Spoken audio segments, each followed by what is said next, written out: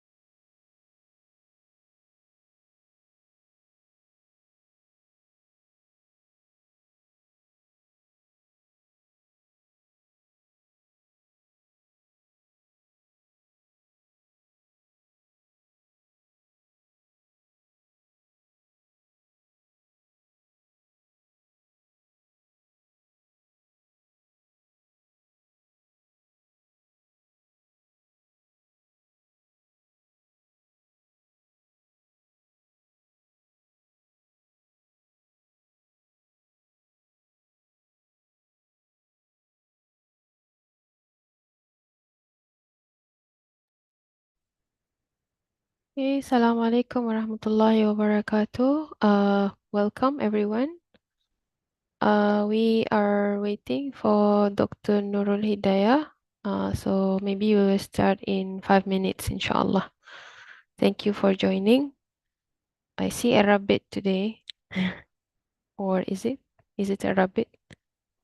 Ah, okay, so we will start in 5 minutes, inshallah.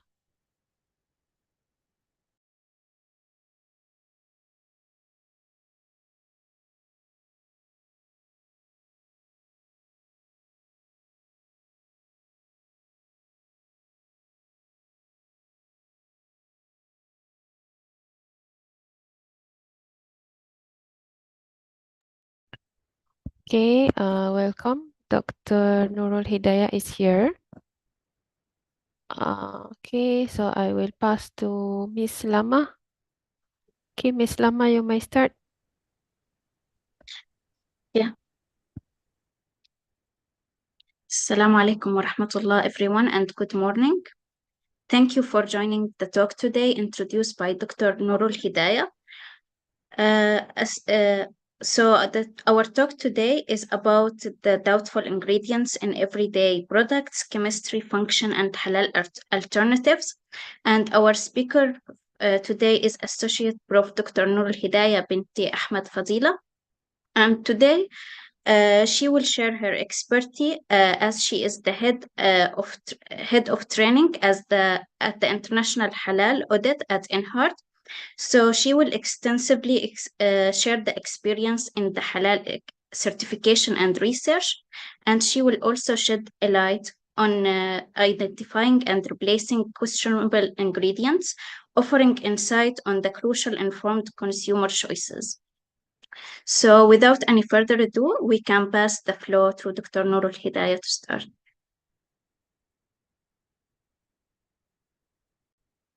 Okay, thank you very much. And Assalamualaikum warahmatullahi wabarakatuh. And very good morning to everyone.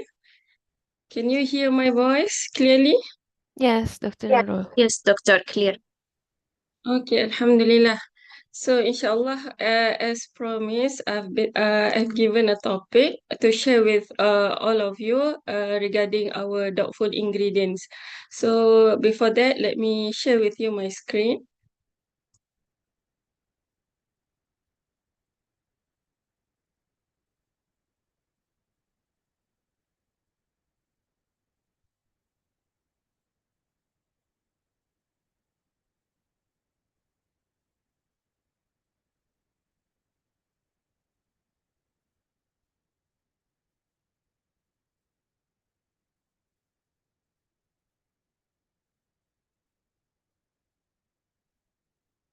Can everyone see my screen?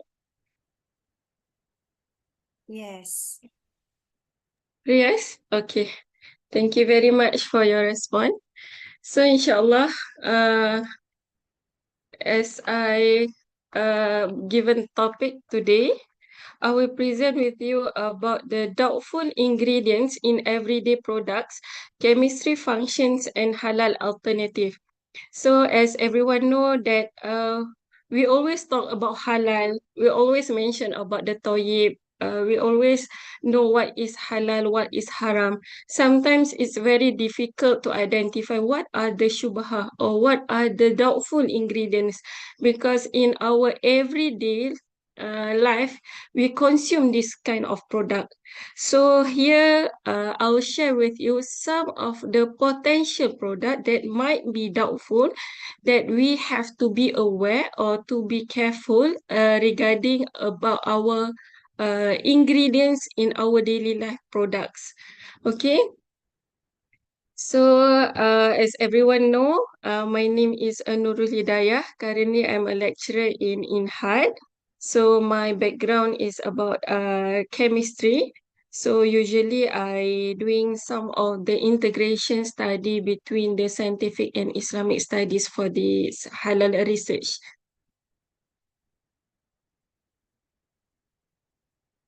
Okay, here's some of the presentation outline that I'll share with you. First of all, I might understood that some of the participants might not be in the halal field or halal area, because this is a public. So I will share some of the basic of halal, haram, and shubha.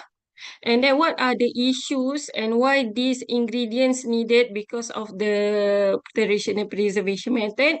And then what are the doubtful ingredients, the sources and the function, the alternative halal ingredients, and conclusion. So this is around like 1 hour or less than 1 hour topic. So I'll go one by one of the ingredient. There is a lot of ingredient. I cannot cover that like 1 hour, but somehow I managed to put some of that mainly being used in our daily life product. So as you know, halal is as a basic understanding, you know, halal is permissible, is allowed. Okay, means our religion allow us to eat this kind of food, use this kind of product based on our main sources of Al-Quran. This we know as prescribed as a guideline for Muslim to observe in their daily practice. So this concept of halal or permissibility include all aspects of just and equality for all, including acceptability, uh, acceptability by the non-Muslim. Okay. When you talk about halal, there is an opposite way regarding halal is haram. Okay. I also understood that everyone know what is haram. Haram is this antonym to halal, and this word haram means prohibited and unlawful. So these activities is forbidden to every Muslim. So you cannot force other non-Muslim to pursue whatever that you understand, because this is focused only for the Muslim. So when you talk about haram, we understood that some of the ingredient is not allowable as a Muslim for us to consume. Some of the ingredients is legally forbidden by the Islamic law. So therefore, this cannot be consumed by Muslim. And all of these food or product that contain haram ingredients cannot be declared as halal, because it's already mentioned in our main primary sources in Al-Quran, mentioned that this ingredient is haram. Somehow with our advance and our current technology, they try to implement like for example, they say pig is dirty.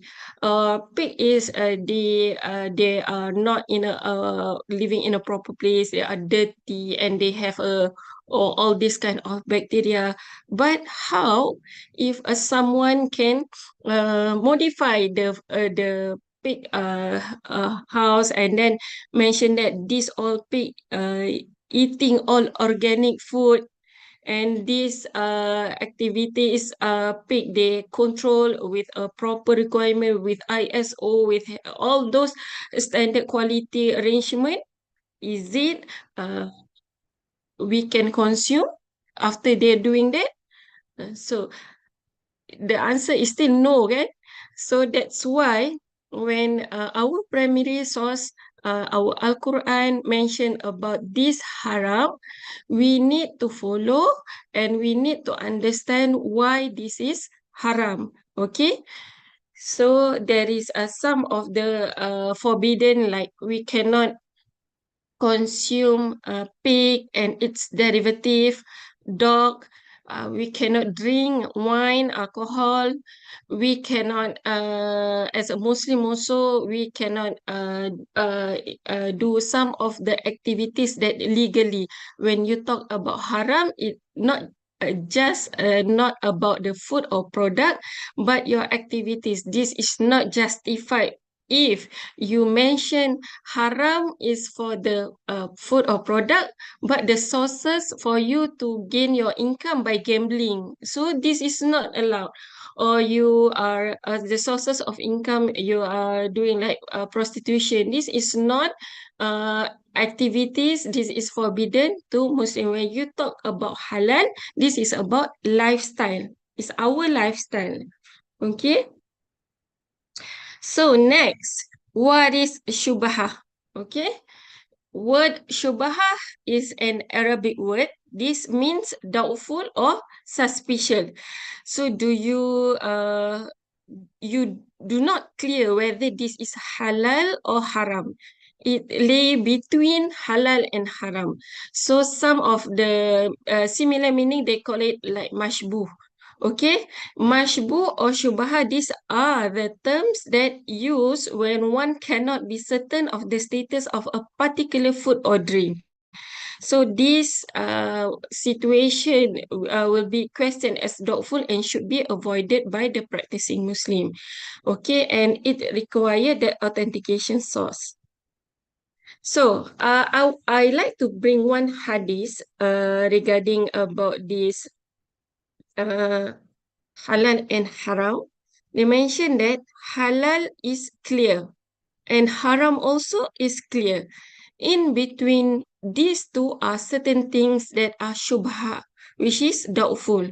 So many people may not know whether those items are halal or haram. Whosoever leave them, he is innocent toward his religion and his conscience.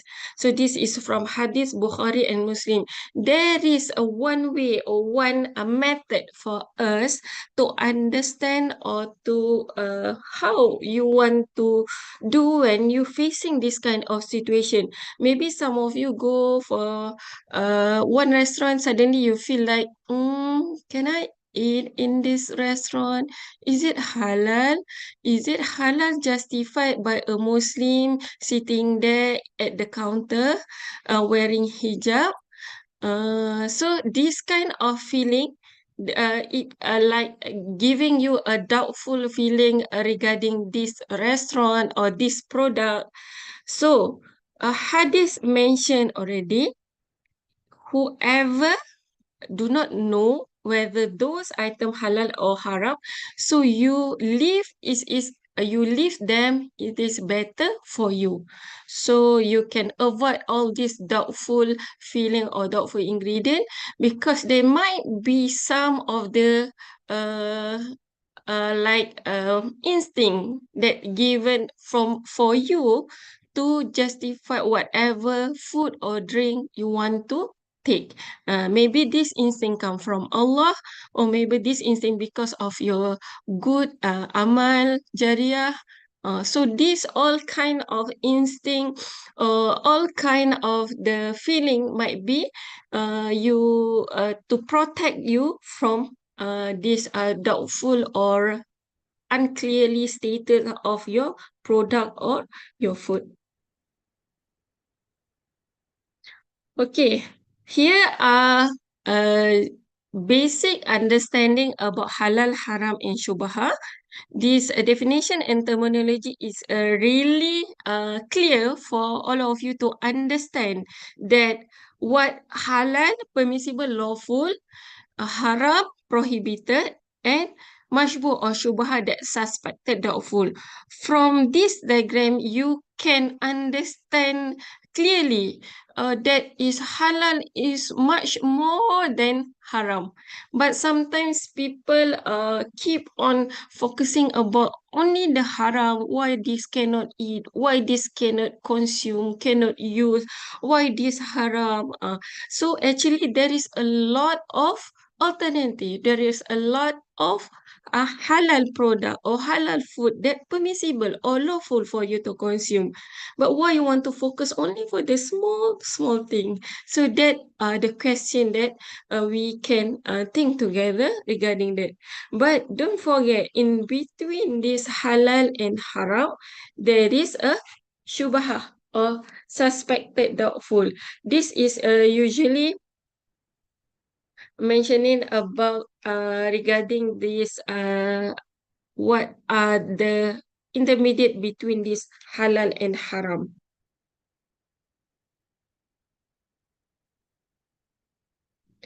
Okay, before that, let me throw you some of the issues happen mostly in Malaysia, and then maybe some of from the other country as well.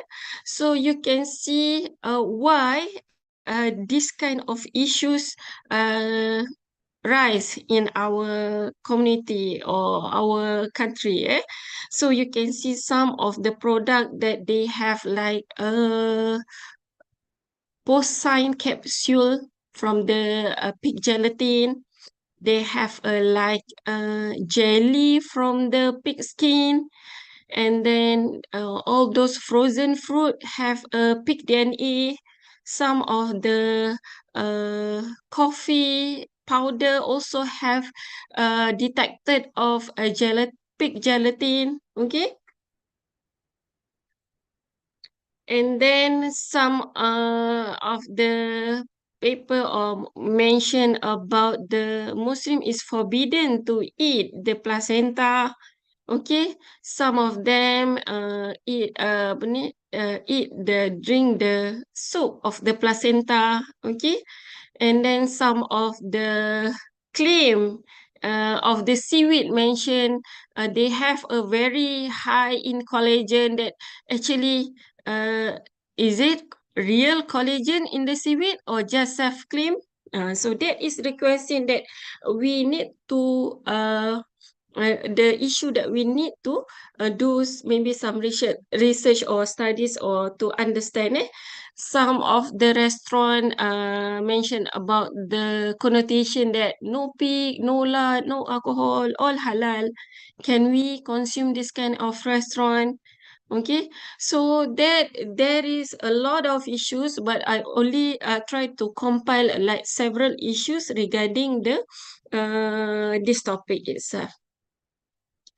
So why this happen? Why these issues happen?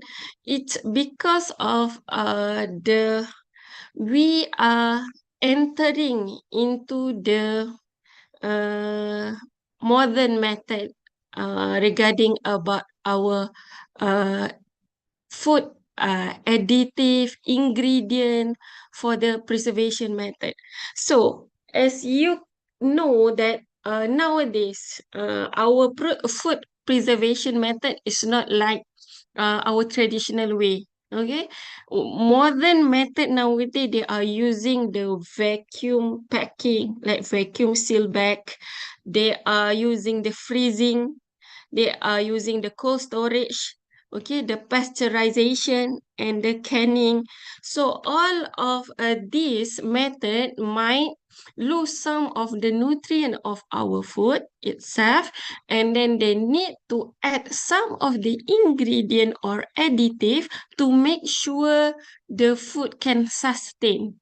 because our modern this new modern method, they want to make sure the prolong the shelf life but maintain the quality and the freshness.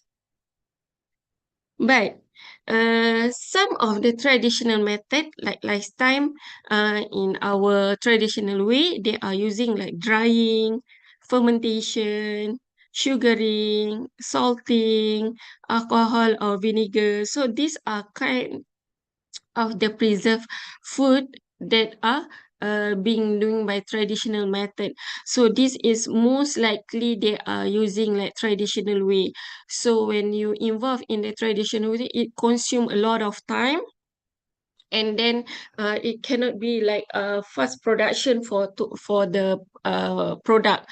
So this industry nowadays, they need to get a fast they get a lot of profit, and then so they cut this traditional way into the modern way.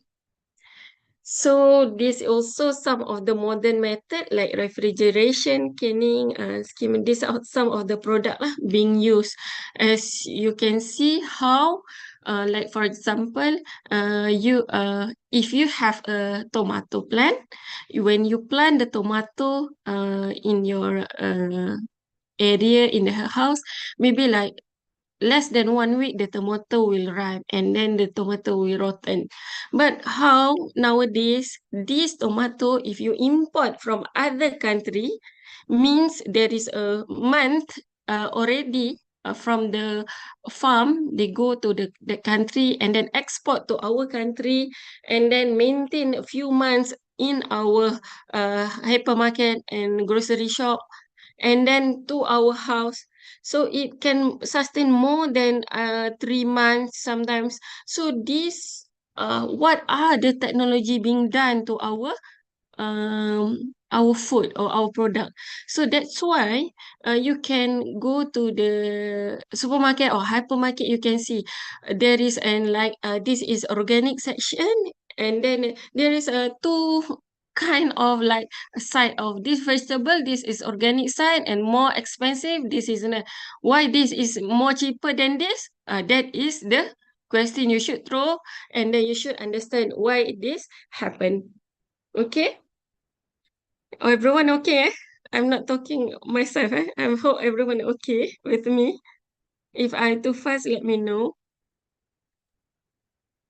Okay, doktor. Okay. These are some of the doubtful ingredients, and then you can see like gelatin. I took some of the example: collagen, alcohol, fats and oil, blood, heifer, placenta, bone and skin emulsifier enzyme, and then if you can see, these are only a few. There is a lot. There is a like a catgut. There is a whey. There is a lecithin. There is a lot. But I just compile a few of the ingredients. First, I'll go to the gelatin and collagen. So, what is gelatin and collagen? This is like a mixture of protein, that connective tissue of meat that undergoes a change during heating. So, normally this gelatin available in a colorless, almost transparent, odorless, and virtually tasteless state or flavored in combination with a sugar coloring and flavoring agent. This is widely used in the food, pharmaceutical and cosmetic industry for their nutritional and functional properties. Usually, these are collagen and gelatin used for the thickening, glazing, fining, and encapsulation in many ways. So they can be available either in a powder or granules or shake. So these are the sources of the gelatin and collagen is extracted from the collagen found in the hides, bone, and connective tissues of animal. Commercial sources of gelatin are pork skins and the bones and hides of the cattle. So for the alternative of these sources, you can go for the like pectin, carrageenan, or agar-agar. So here are some of the function of the collagen or gelatin in food. It is a food additive that refers to substance added into food during processing to improve the color, texture, flavor, or qualities.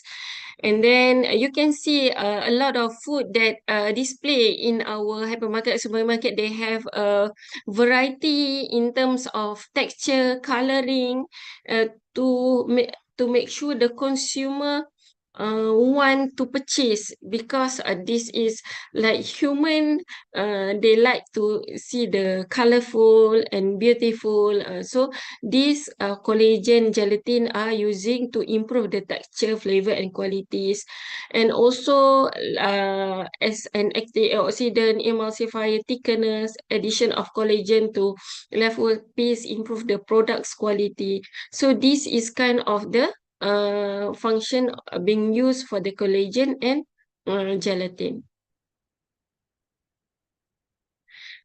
Gelatin that usage in food industry, for example, in the confectionaries, chocolate, sweets, cake, pie, and dessert, gummy jelly, yogurt, cheese, and butter, ice cream, dessert, chewing gum.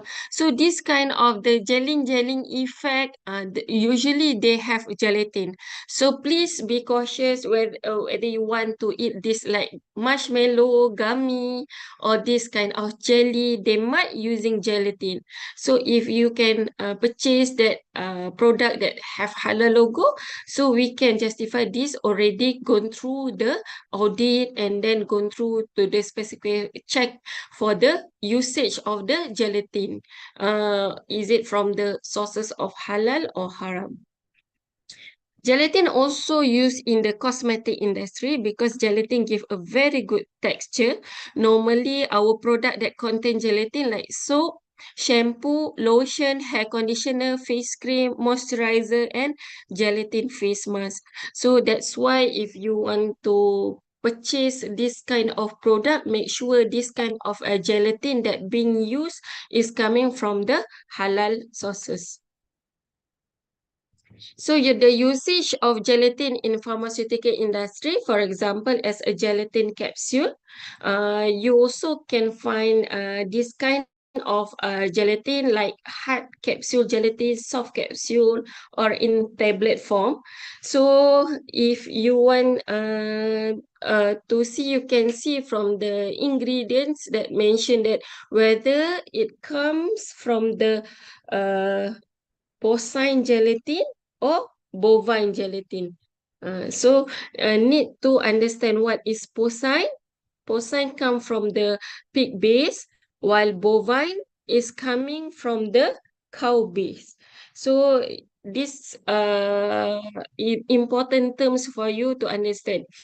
You need to understand in the ingredient, they might not mention like this product contain pig or something like that. This product contain pig gelatin something. They might using some of the scientific or some of the chemical name referring to the sources from the pig itself. So next ingredient is wine or alcohol. So as we understood, this wine and alcohol is, we call it like khamar, defined as intoxicating drink that could affect the person's mental coherence. This is forbidden by the consensus of Muslim. This is not I mentioned about the forbidden. This is in Surah Al-Ma'idah verses 91 to 92. And then also in the hadith mentioned about the intoxicate in large quantity or small quantity, it is forbidden. So to consume wine, if they justify, I consume a little bit and I not intoxicate, can I consume wine? So the answer, Rasulullah have mentioned, whether small or large, you are forbidden for Muslim to take this wine. Okay. So there is also like other alcohol ingredient. The recently issues happen in Malaysia. Some of the Muslim owner of the restaurant, they doesn't aware, he doesn't aware that the some of the ingredient he use is actually from the wine. Usually they use the rice wine for give the good flavor to their product. Usually in the Chinese restaurant, usually they are using this kind of the rice wine for the preparing the food as an additive ingredients. So that's why when you learn some of the recipe or menu from the Chinese, you need to change some of the ingredient, or you need to check first whether the ingredient that they mention is halal or not. Okay. So other than intoxicating uh, and harmful substance, not only related for the alcohol, but when you consume heroin or drug or alcoholic popsicle can cause you intoxicate, means you are forbidden also to take this kind of ingredients.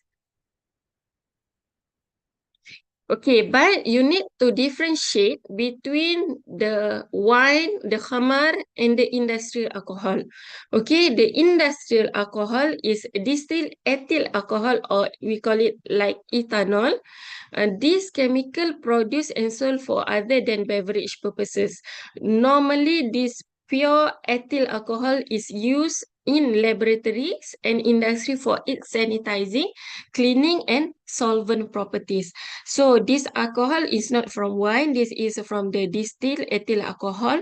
So usually they are using in the lab and the industry for the sanitizing. Ethanol is also used in production of medicines, food product, flavoring, cosmetics, and processing vaccine, tonic, syrup, antiseptics, manufacture of pharmaceuticals such as chloroform, productive or adhesive, cosmetic, detergents, explosive, ink, hand cream, plastic, and textile. You can see a wide of usage of the ethanol used in our daily life product. So normally there is a connotation mentioned about ethanol is not necessarily khamar, although the intoxicating substance in khamar is ethanol. So can you understand that? Please try to understand that. Verse, ethanol is not necessarily khamr or wine, although the intoxicating substance in khamar is ethanol. In wine, in khamar, confirm there is an ethanol, but in the ethanol, that not necessary they have khamar or wine. Okay, the next ingredient is everyone familiar with this? All of you have it? If you don't have blood, I don't know lah where you to go. So this is blood. So do you really know that blood can produce some of the very good additive? Okay, when I mention about blood, it's not just blood from human. They can cause blood from animal itself. Of course, we are not selling our blood to do a product. Human cannot sell uh, uh, their own product to be like, because human are very pure. Okay, we are not using for the selling purpose. Okay, even though some of the country they are selling their product, for example the milk, they are selling the hair, they are selling some of their pancreas in a very high and expensive, because there is a lot of usage of the human can turn into a product. Okay, from blood. Blood, when you cater, or for example, you collect the blood from the slaughterhouse, from the product from the animal. When you slaughter the animal, they will collect the blood, and this blood will be byproduct that recycle into food products. Of course, they doesn't take like red blood, all this, and put into your product like directly. They will process the blood. How they process?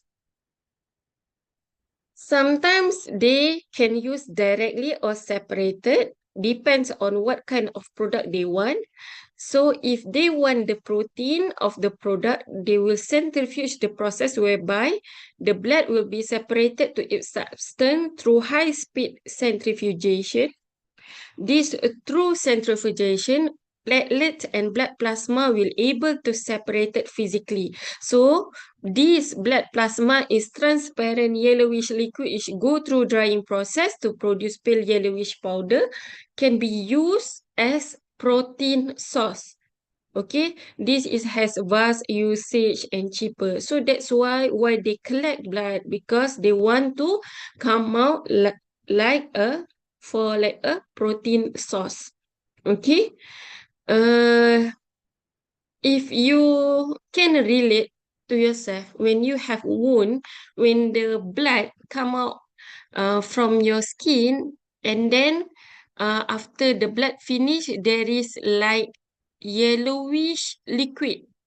Okay, yellowish liquid to control from the blood flowing. Okay, that is the blood plasma. That is the blood plasma. So this, when we did this research with my student, Sister Jamila, and then we understood that a lot of plant that can be used for the uh, powder as a protein source. So where does this blood being used in? Like in the fermentation media, in the food supplement as an animal feed, in the sausage or cuisine, in the plasma protein. Some of the blood also being used directly for cuisine. Okay, they drink like blood soup, blood tofu, and blood pancake. So these are directly food that cook from blood, and then they make it into cuisine. Okay, some of the people that consume mention that they have a very good health effect to them if they consume this kind uh, uh, product, food. Okay. Okay. Another function from the blood as a protein plasma, blood protein plasma, it can be emulsifier, diluting agent. It can forming gel structure and gel strength.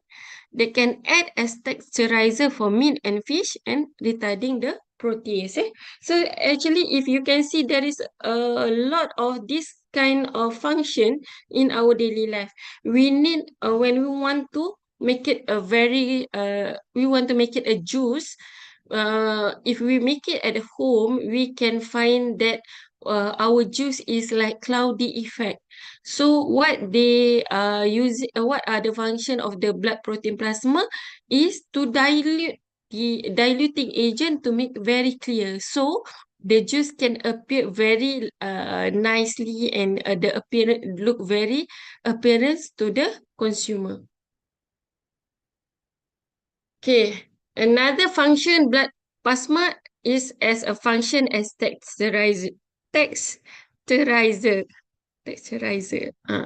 So usually they are using in the surimi product. So what are surimi product? You can Google like crab stick, prawn stick, fish ball, all these kind of the surimi product.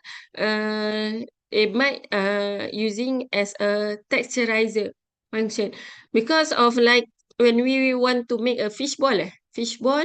Can you try make fishball at your home and then try to throw to the wall? Is it bouncing back to you or it stick on the wall? If stick on the wall means your texturizer is not good. So that's why you can use some of the blood protein plasma to make it bouncing effect. So that is the function of the blood plasma. So next product is animal fats and oil. These animal fats actually used in many on our product, but they are not mentioned as animal fat. Sometimes they mention like in the chemical name, in the like sterile, glycerin, emulsifier, glycerol. So this kind of the ingredients, it might be come from the animal fat. Okay, whether it come from the animal fat or vegetable fat, you can identify by looking to the ingredient. So, from this diagram, as everyone know, from one pig, they can come out like more than 100 plus of product from the fat, meat, bone, blood, hair, innards, skin. So all of these have their own function. If you can see from the lard itself, it can come out like fat derivative like glycerin, mono and diglyceride, emulsifier, creamer, ice cream, margarine, toothpaste. Normally where you can find this kind of fat derivative in your cosmetic product, in your personal care product, and then in your food product also they have this kind, and then for the shortening, okay, for the bakery biscuits, for the texturizer, okay, while for skin they have leather, collagen, okay, gelatin, okay, for hair, for innards, for blood itself, for the bone, meat, okay. These are kind of those this animal that have function, but it is forbidden to us. When it become a product, sometimes we doubtful whether it come from the halal or haram sources. Next, haram food and ingredients. These findings, there is one research made. There is like 185 product comes from the pig.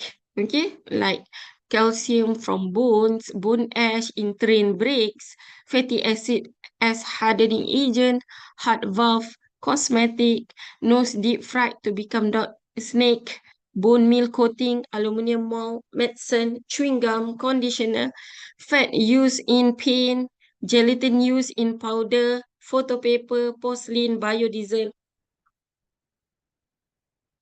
So you can see a lot of ingredients is made by one pig.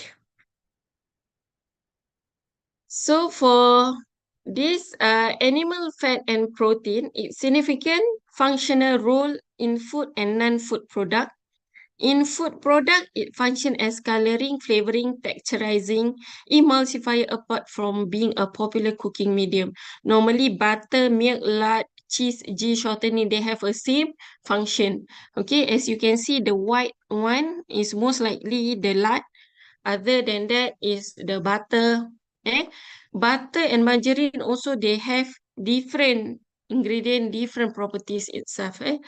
So there is a lot of ingredient that using animal fat. Animal fat in personal care product, okay, in like moisturizing, they are using like tallow, laurisil fat, okay. In not limited into the personal care product, but like in the fabric softener, they are using the like coating the clothing, making the fiber soft to the touch. That's why when you using the like softener, you can find that your towel or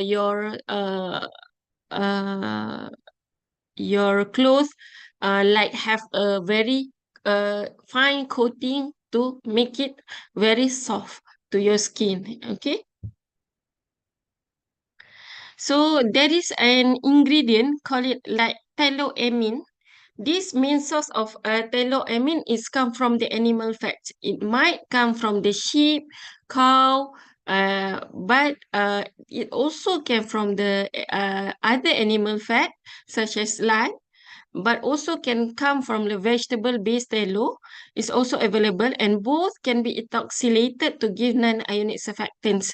So if you can see, there is a function of amine in this. What are these polyethoxylated tallow-amine used for? Normally, they are used primarily as emulsifier and wetting agent for the agrochemical formulation such as pesticide and herbicides. Okay, for example, is glyphosate. This glyphosate usually coming from the polyethoxylated tallow-amine. So these sources of the ingredient is come from the animal fat, and also as an additive in the textile industry. Okay, from the clothing that we use can come from the coating from the tallow-amine. Okay, next. Next is hair or fur. Hair. Do you, everyone have hair, but do you, can you, and can you see that, can you imagine that our hair actually can give a very good sources of protein? Okay, what are the ingredient called L-cysteine? Uh, L-cysteine, this an amino acid that usually bake goods derived from duck feathers and human hair. So when you talk about the hair itself, the L-cysteine ingredients, you can see all of these ingredients probably might come derived from hair and duck feathers. So you can see from the hair itself, how is it they take the hair and apa ni, mix well with the dough? Of course not. If in that case, no one want to eat the bread kan. So what happened is this L-cysteine, the head or the fur or the feather, they will give one chemical to dilute all this, and they will come as L-cysteine. This is a type of amino acid. In food, they are using like dough conditioner. This is to reduce mixing time to prevent this dough from sticking to each other. L-cysteine also can help for meat flavoring and antioxidant for the fruit juices. It also can act as processing aid in bakery product. So no wonder like our bakery or our product, so they have a very soft and very fine. So they might be, don't know, from hair or fur. Okay, the possible sources for L-cysteine is human hair, duck, and chicken feather. So, bone. Next is a bone. Okay, what are the function of bone? They are, if you can understand, this is focusing like a pig bone. Okay, what are the first step that they will crush the bone into particles? Okay, for example, after they eat all those meat, they take the skin, they take the fur, they take the collagen, all gelatin, everything, and then they will crush the bone into particles, and then the wastewater, and then they come like pyrolysis or gasification to come uh, product like bone char. This bone char is absorbent microstructure to absorb. So the wastewater will become the treated water by using this bone char. And this bone char possible come from the bone from the pig or any other animals. Okay, so that's why people question, oh, drinking water or mineral water also want to take halal. Why? The water is halal kan? Why you need maybe about the treated the filter that they are using, whether it come from the halal or haram sources. Okay, next, from the bone also they can come like China, like fine bone China set. So from this set, please be cautious. Some of the set using is come from the bone from the animal, especially from the pig itself. So that's why there is a some of non-food product like this. They get a halal certificate. Okay, next is placenta. Ah, so everyone married and giving birth, they will understand what are the placenta used for. Okay, you can see in the this placenta is where the baby live in the stomach of the mother. So is this placenta uh have a very good uh, effect to our life, or what kind of the product that will come out of placenta. Uh, so placenta is you can see they are using a lot in the cosmetic industry. So that's why when you go to other country, when I'm in Japan, when I'm in Korea or China, I can see that these kind of placenta, they have a like human placenta extract. So because some of them are selling their placenta, and then they extract this and use in the cosmetic industry. Because of what? Because what are the ingredients that they can get from the placenta itself? This is human placenta ingredients. They have like hyaluronic acid, protein hydrolysate, elastin like collagen complex, hydrolyzed elastin, glycosaminoglycan, and dibulonum. So you can see all of these ingredients is all the ingredient that needed in the cosmetic industry. So actually in the human placenta, they have all this kind of ingredient. Why they sell in the high price? Because of these ingredients. Okay.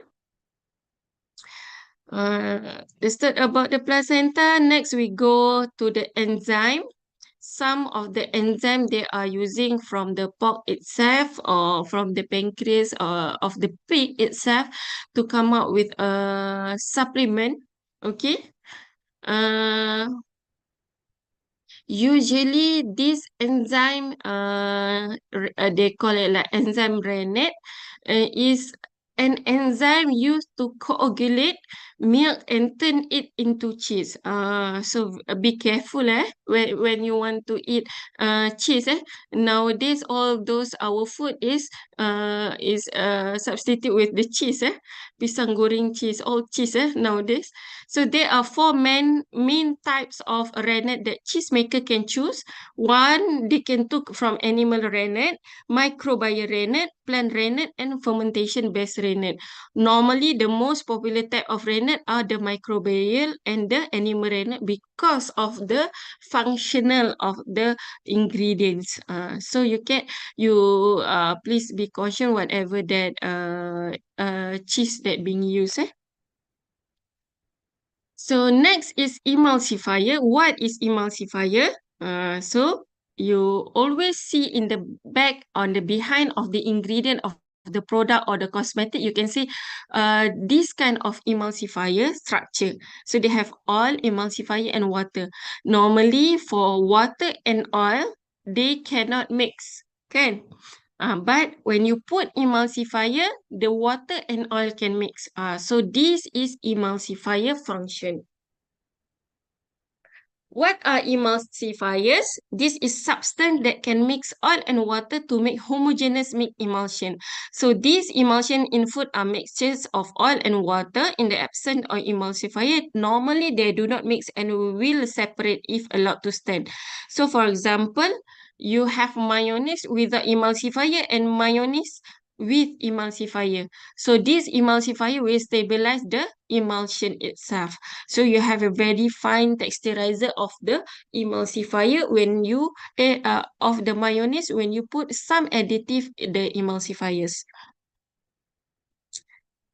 Next, some of the emulsifier that uses in application in food, such as cake, ice cream, butter, margarine. So these are kind of the example of the application. So please be caution of the food product that we take. So normally emulsifier they doesn't mention they sometimes they mention at like E471. You always get like E471 and you forwarded like haram something like that. Actually it is not haram ingredient. It is called like mono and diglycerate of fatty acid. This is example of an emulsifier, and E472 is esters of mono and diglycerate of fatty acid. So this commercial source may be either from animal, cow or pig derived, or fish, or vegetable derived primarily from soybean and canola oil. So may also be synthetically produced. So this E471 and E472 also can be function as stabilizer and thickener. So normally this stabilizer and thickener always being used in our food product in our daily life product.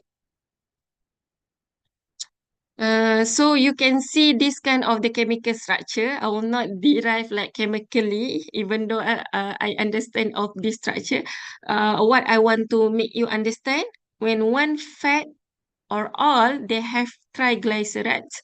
They have one fatty acids that uh, uh, will separated into three glycerides.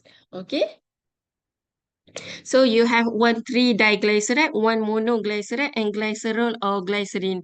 There is a glycerin that usually being used in our cosmetic industry, in our personal care product, glycerin.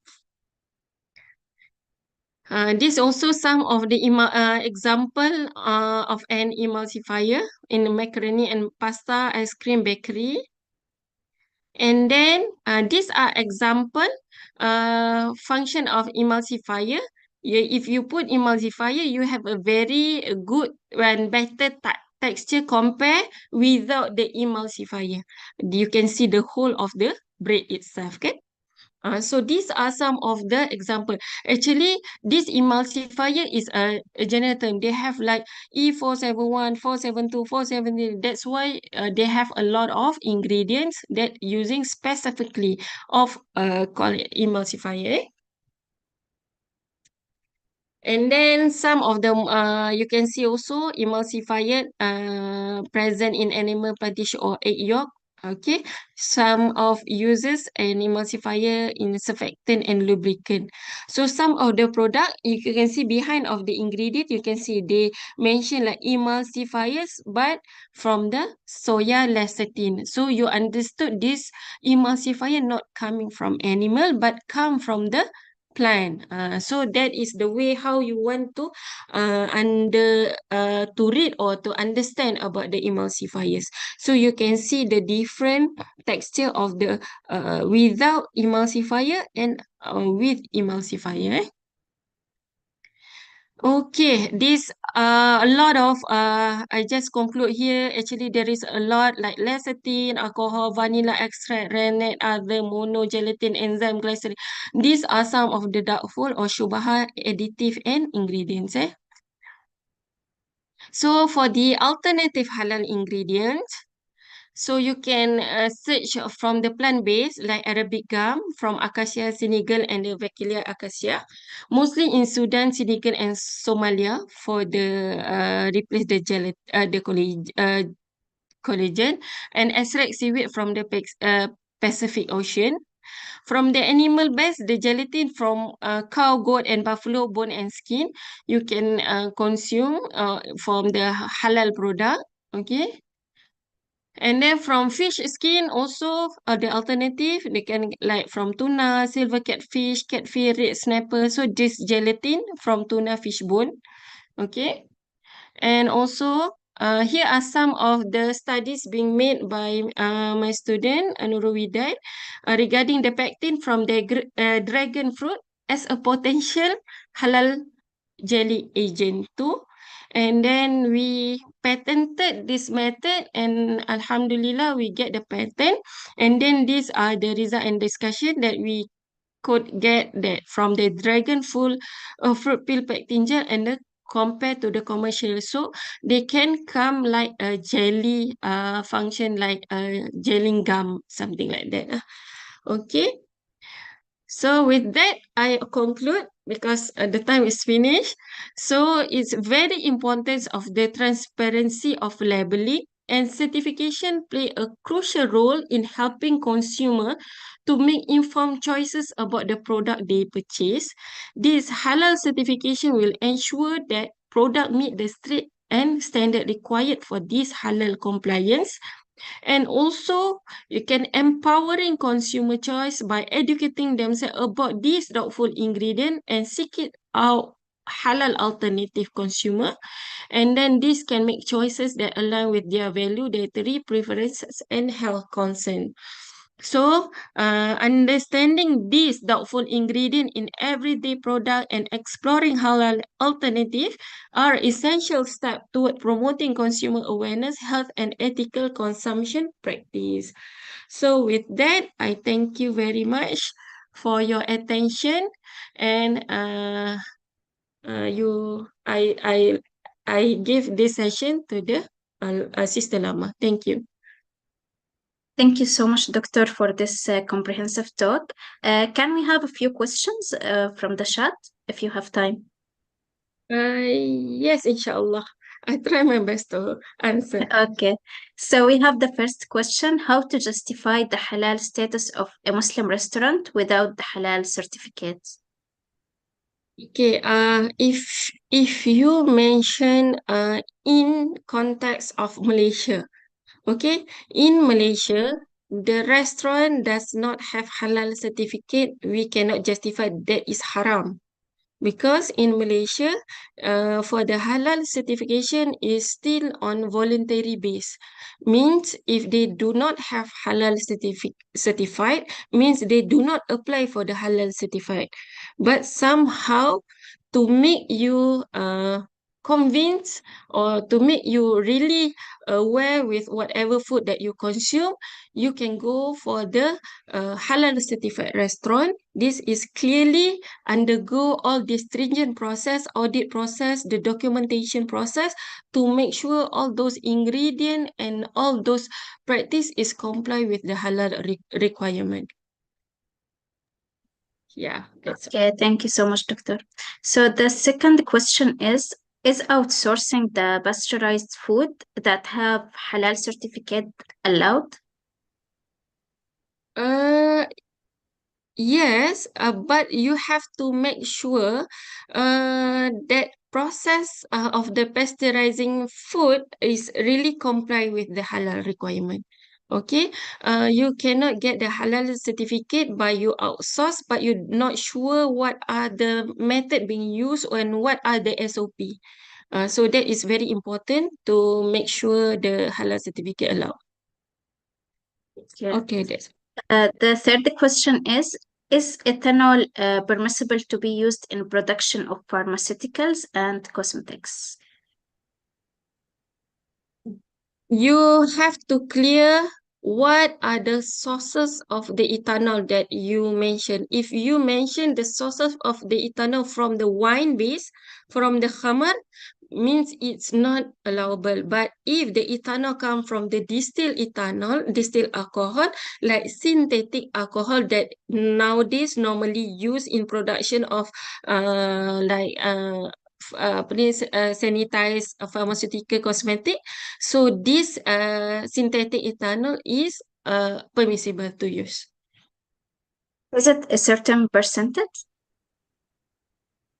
Yeah. Can be used at a certain percentage? Okay. Percentage. There is a certain percentage applied only for the additive ingredient and the beverages or food or drinks, like 1% for the food and drinks and 0.5% for the ingredient. Okay. Okay.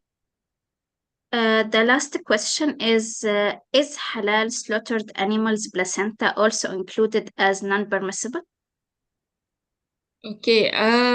This they have various of uh, answer because there is some of the like we have a mazhab, some mazhab is allowed, some mazhab is not allowed.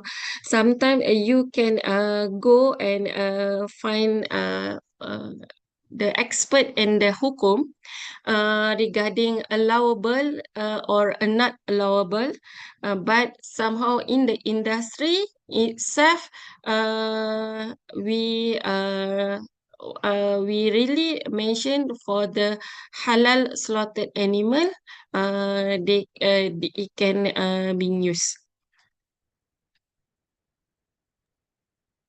Okay, thank you so much, Dr. Nur Hidayah. Uh, That's all. I think we have another question, last one. Is meat from laboratory grow using tissue cell, is it halal?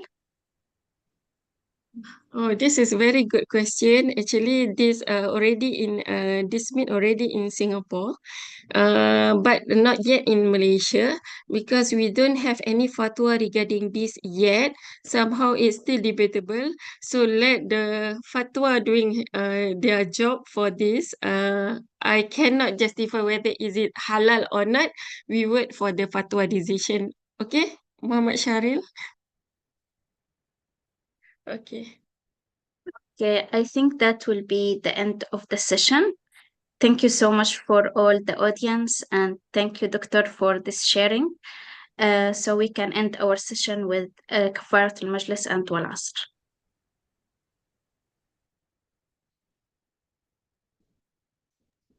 Thank you, Doctor. Welcome. Do you have photo session? No. Assalamualaikum, Doktor. Waalaikumsalam. Siapa? Nak tanya, nama saya Amir Dokumen. Saya student Halal Management dekat USIP. Ya. Tapi saya join ni pun sekarang tengah intern. Saya nak tanya soalan tentang benda boleh Tak macam jelas. Apa dia? tak jelas.